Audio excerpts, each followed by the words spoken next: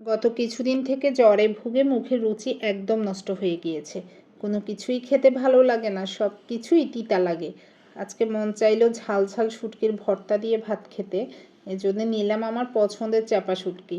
শুটকির আঁশ ছাড়িয়ে সুন্দর করে পরিষ্কার করে নিলাম। ব্লেন্ডার জগে একটা রসুন, একটা বড় পেঁয়াজ কুচি দিলাম, সাথে চিলি ফ্লেক্স দিয়েছি। এবার সব কিছু একটু পানি দিয়ে ব্লেন্ড করে নিব। ব্লেন্ড করার মশলার সাথে দিলাম লবণ, সামান্য হলুদ গুঁড়া, আরও একটু শুকনা মরিচের গুঁড়া। ভালো করে মিশিয়ে নিব মশলার সাথে।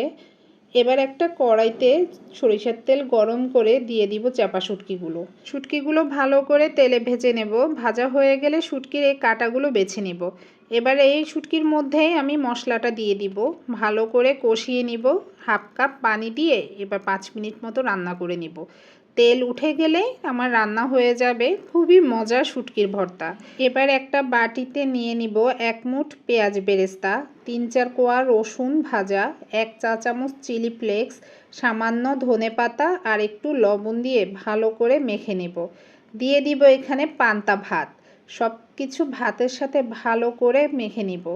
এটা খেতে কি যে মজা, না খেলে বোঝানো যাবে না। এই মাখানো ভাত, সাথে শুটকির ঝাল ঝাল ভর্তা, আর সাথে ছিল গরু মাংস। তৃপ্তি করে ভাত খেলাম, বিশ্বাস করবেন না, অনেক দিন পরে।